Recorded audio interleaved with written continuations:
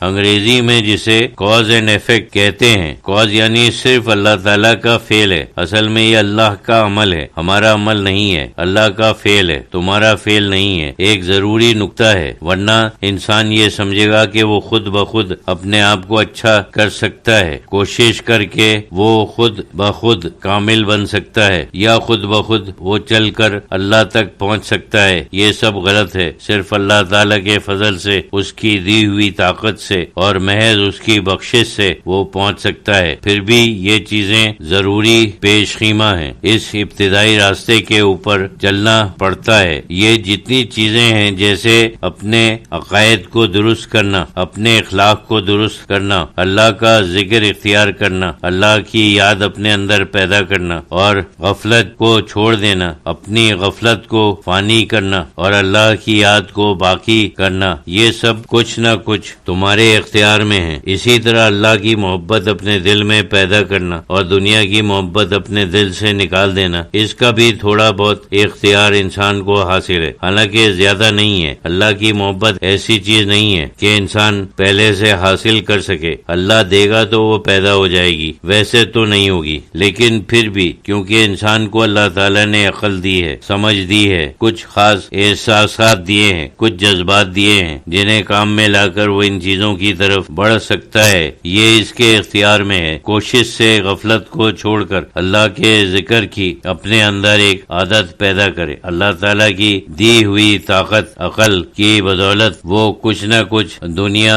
کی محبت اپنے دل سے نکال سکتا ہے اور اللہ کی محبت کو اپنے دل میں جگہ دے سکتا ہے۔ دونوں طرف کا عمل ہے، کچھ انسان کا فعل ہے، کچھ اللہ تعالیٰ کا جوابی فعل ہے۔ حدیث میں ہے کہ انسان ایک بالش آگے بڑھتا ہے تو اللہ تعالیٰ اس کی طرف پورا گز بڑھتا ہے، وہ اللہ کی طرف چل کر جاتا ہے تو اللہ تعالیٰ اس کی طرف دوڑ کر جاتا ہے۔ اس سے ظاہر ہوتا ہے کہ دونوں طرف سے عمل ہے۔ جو بڑے بڑے منازل ہیں، جو بڑے بڑے انعامات ہیں جن کی طرف صوفیہ کرام نے صرف اشارے کیے ہیں اور وہ خود کہتے ہیں کہ ان چیزوں کا الفاظ میں بیان نہیں ہو سکتا، وہ محض انعامات ہیں، اللہ تعالیٰ جسے لائق سمجھتا ہے اسے منتخب کر لیتا ہے، انعام فرماتا ہے۔ جتنی چیزوں کا اب تک ذکر ہوا ہے وہ سب انسان کے اختیار میں ہے اور وہ اس میں بہت کچھ کام کر سکتا ہے۔ فنا اور بقا کے معنی ہیں جیسے ایک چیز تمہارے دل میں پیدا ہوتی ہے ویسے دوسری چیز جو بری چیز ہے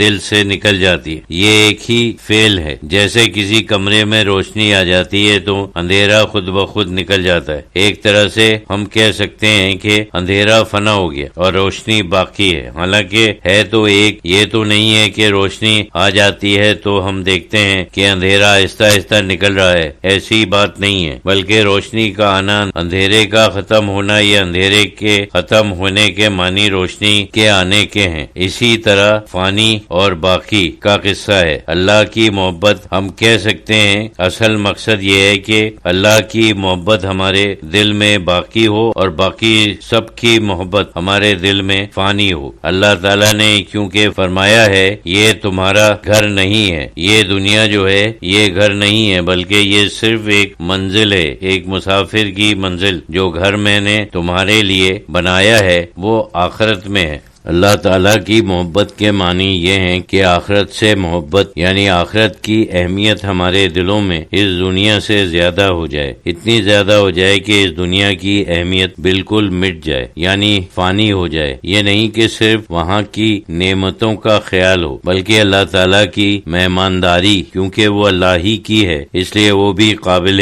وقت چیز ہے۔ اللہ تعالیٰ نے ہمیں اس کی ترغیب بھی دی ہے، لیکن اصل چیز اللہ تعالیٰ کے مشاہدے کا مقام ہے، یعنی وہ جگہ ہے جہاں اللہ تعالیٰ سے ملاقات ہوگی، دیدار ہوگا۔ جنت کے معنی یہی ہیں۔ اس وجہ سے اللہ کی محبت کو دل میں پیدا کرنے کے معنی یہ ہیں کہ آخرت کی محبت بھی پیدا ہو جائے۔ یہ سمجھو ضمنی طور پر ہے، اصل تو دنیا اور مافیا کی محبت دل سے نکالنا اور اللہ تعالیٰ کی محبت دل میں پیدا کرنا ہے، یعنی دنیا اور مافیا کی محبت کا فانی ہو جانا اور اللہ کی محبت کا باقی ہو جانا، باقی سب کچھ جو اس کے آگے ہے وہ اللہ تعالیٰ کا انعام ہے۔ یہ اگر حاصل ہو جائے تو سمجھو اللہ تعالیٰ کا فضل تو لازمی طور پر ہے۔ فنا اور بقا ایسی دور دراز کی چیز نہیں ہے کہ انسان وہاں تک پہنچ نہیں سکتا، بلکہ یہ عمل تو ہر وقت ہوتا رہتا ہے۔ جیسے دنیا آہستہ آہستہ فنا کی طرف بڑھ رہی ہے اور اس وقت صرف اللہ تعالیٰ کی ذات ہی باقی رہ جائے گی، اسی طرح ہم بھی اپنی دنیاوی خواہشات اور دنیا سے لگاؤ فانی کر سکتے ہیں۔ اللہ کی محبت اپنے دل میں اس طرح پیدا کریں کہ وہی باقی رہ جائے اور کچھ باقی نہ رہے۔